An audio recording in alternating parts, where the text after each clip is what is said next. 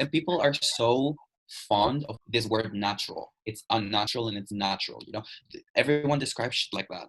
But it's not a good word, because when you say something's natural, you try to say something is morally right. And when you say something's unnatural, you're saying it's morally wrong. That's what people think.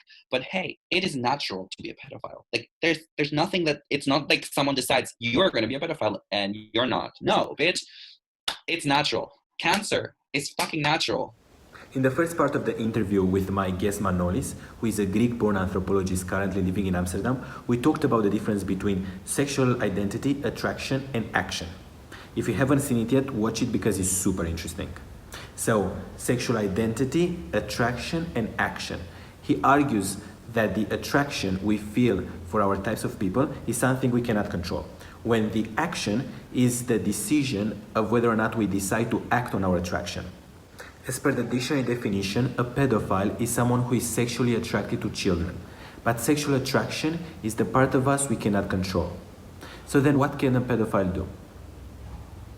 Decide not to take action on his attraction. But now the thing is that many times the very same argument is brought against gay people. So how should we go about all this? We're starting to see the repercussions of our interactions. And it's as simple as starting with a conversation about consent. So if I want to touch someone, it's my decision. However, I really should ask them first if they want to. And we can take this conversation much further into, when is attraction a problem for us? And it's sometimes because we're attracted to people that are unattracted back to us, but it's also sometimes because we're attracted to people that cannot form a coherent decision about their own sexuality. And that comes with age, yeah? That will be related to the age of the person. But also, you know, animals don't have a way to give consent. Your sexual identity is one thing. Your attraction, because it's formed from your background and your social circles and your culture, but also with your genes and your internal root of your behavior, there's a small percentage of the world that indeed is attracted to children for some reason. And that's a type of attraction, so pedophilia. Unfortunately, there's a lot of pedophiles that also act on this. So there's child molestation, so indeed forcing yourself upon someone who's underage, which is a criminal offense, I think, in all countries of the world. So there's legal persecution of people who molest children.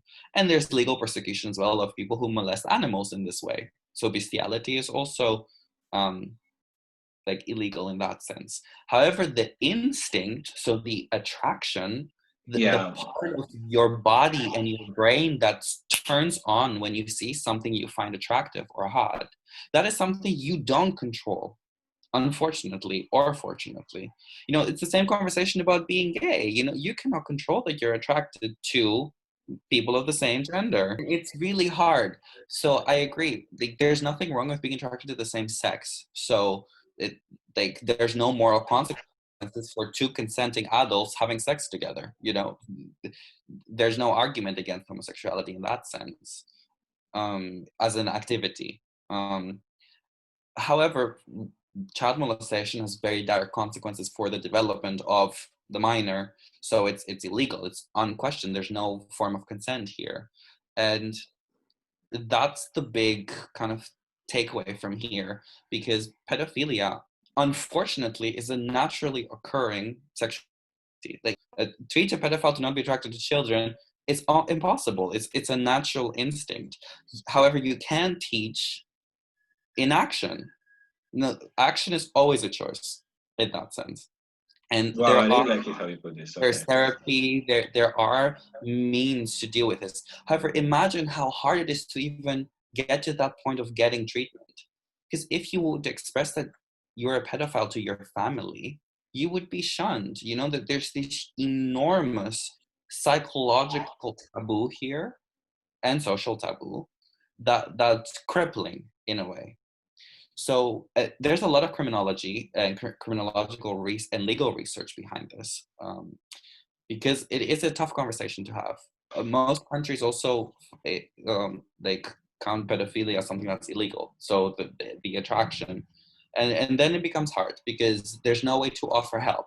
There's no way to offer treatment when you can't even bring it up in a conversation. And I think that's why it's important for us to emphasize this, because I mean, I don't think it's anything wrong with admitting your attraction, but wanting to get help and decide not to action on it. So I think that as long as you have this understanding, you are fine.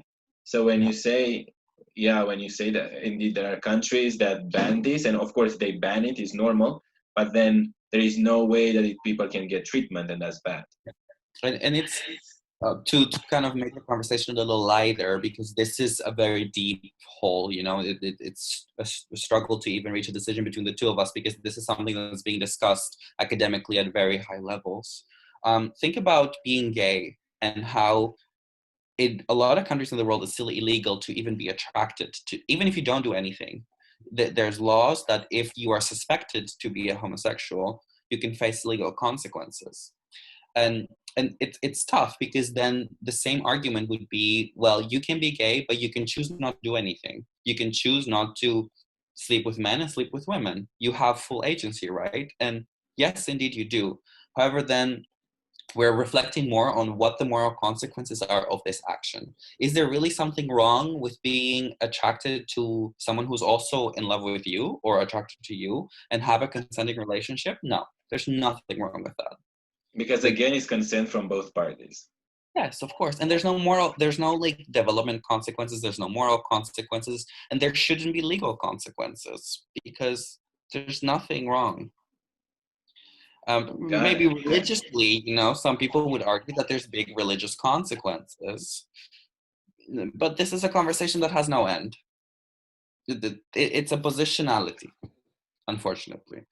But it more and more, like over the last how many decades, homosexuality and being gay has penetrated common circles. So it's something that is normal for a lot of people in a lot of communities. Coming out is not so dire anymore in some places in the world. In most places, it's still a really hard thing to do.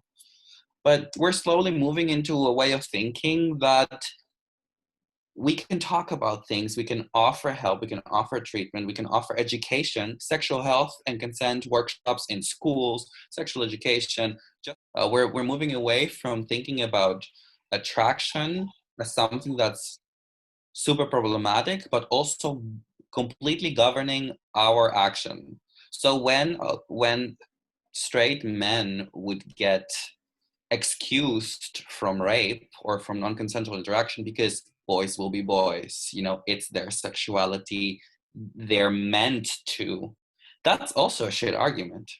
That's the whole Me Too movement right there, you know? No, you have full decision, full choice about how you act on your attractions, how you respond to those emotions and those instincts inside you. Please have sex with people that also want to have sex with you. If someone doesn't want to have sex with you, find someone who wants to have sex with you, because there will always be someone. And let the ego go away. I'm an academic, I'm an activist, I'm very loudly queer, and I love this conversation. Because I have so many things that I'm thinking about and so many questions. And I get into the tough shit, you know? I really love that you brought up this problem with pedophilia, child molestation, and then the kind of arguments that the same arguments are used against gay people. I mean, it's very logical, but if you don't vocalize it, you don't really grasp it, you know?